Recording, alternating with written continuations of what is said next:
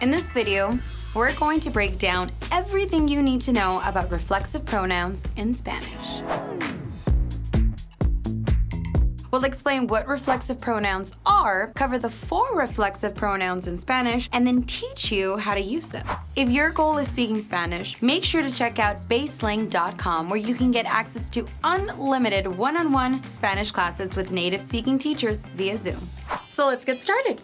What are reflexive pronouns? Reflexive pronouns are used when the subject and direct object of the reflexive verb is the same. This basically means we use reflexive pronouns and verbs when referring to actions that we perform on ourselves or actions that other people perform on themselves.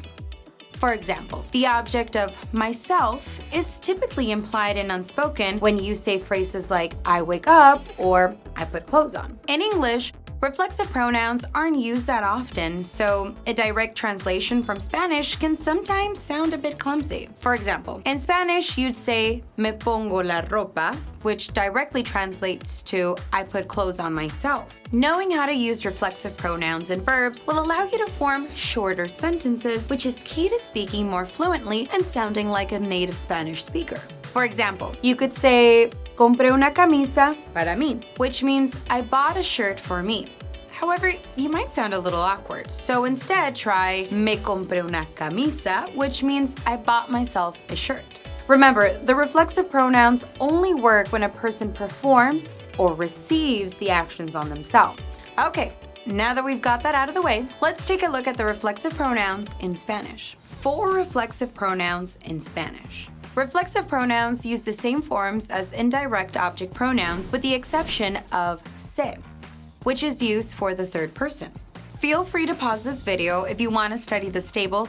The 4 reflexive pronouns are me, is myself, te, which is yourself, se means the formal yourself, himself, or herself, in addition to the plural yourselves and themselves. And nos means ourselves. Keeping up? Okay, great. Let's go over some examples using every reflexive pronoun.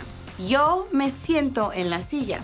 That means I sit on the chair. Tú te lavas el cabello 2 veces por semana. This translates to you wash your hair twice a week. Él se mira en el espejo. He looks in the mirror. Ella se viste con su mejor ropa. That means she dresses in her best clothes. Ellos se quedaron en la escuela. This translates to they stayed at school. And nosotros nos lavamos las manos, which means we wash our hands. Now, although reflexive pronouns match the subject and the person, including the subject pronouns of yo, tú, ella, etc., in a sentence is completely optional.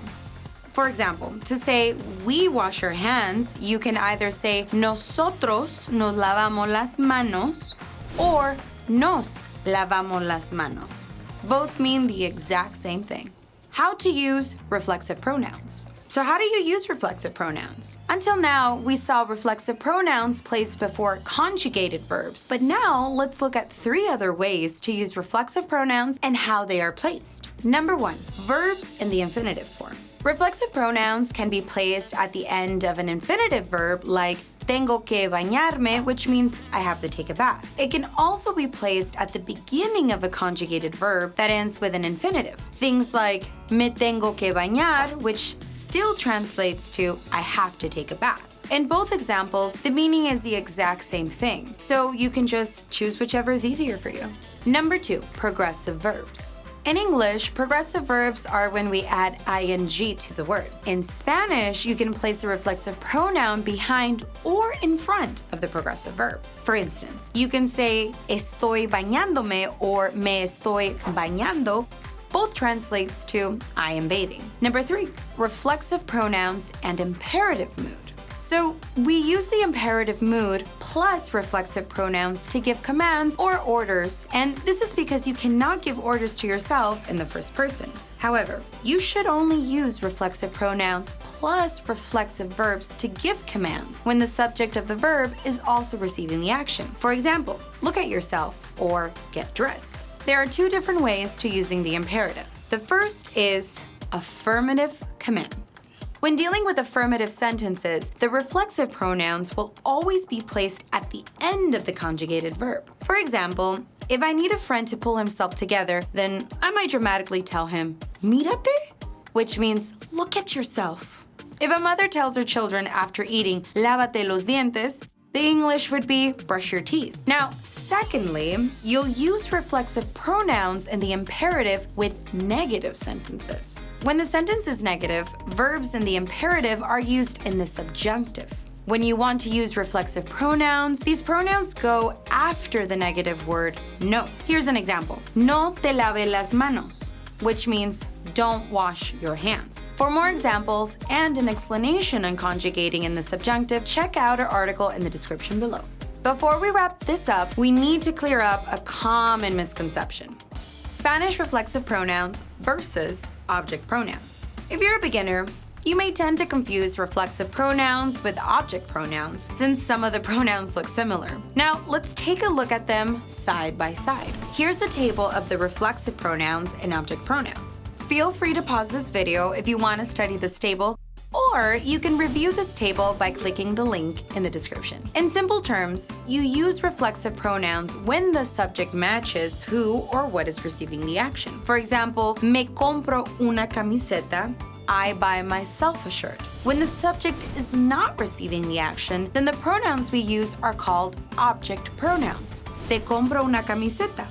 I buy you a shirt. Now, although they look very similar, the main difference is that the first phrase is reflexive and the second phrase is not. Congrats on making it to the end of the video. Do you feel like an expert in reflexive pronouns? Let us know in the comments down below.